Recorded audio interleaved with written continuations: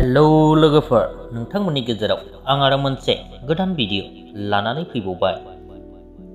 लोगोफोर, जानो हागौ नोंथांमोना बे भिडिअनि थाम्बनेल आरो टाइटेलखौ नायनानै एसेब्लाबो हमदां मोनखाबाय आं मानि सायाव भिडिअ लाबोदों।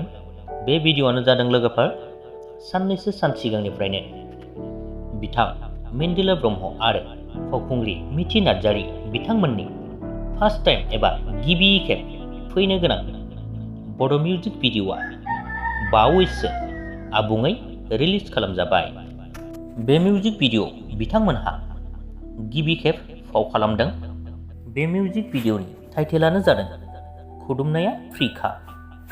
बेनिखायनो जायफोर नोंथांमोना बिथांमोननि बे मिउजिक भिडिअखौ नायनो थाखाय नेनानै दंखायोमोन, नोंथांमोनहा बे मिउजिक भिडिअखौ TNK Lwithwma B इउटुब चेनेलाव थांनानै अफिसियेल भिडिअखौ नायहैनो हासिगोन।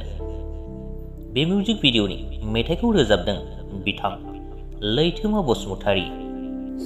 आसा खालामो नोंथांमोनहा बयबो बे मिउजिक भिडिअखौ अनसायहैगोन।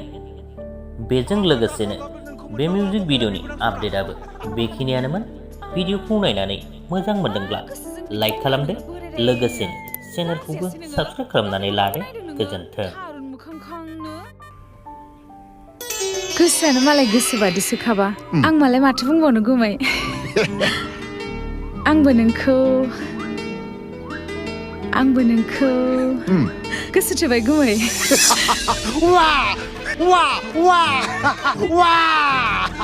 बिबो नांसौदा बुं, नोंनो मा नांगौ? नोंनो अख्रांनि हाथरखि अखाफोर सान मा नांगौ बुंनाय, गासिखौबो लाबोना होफैगोन आं सना।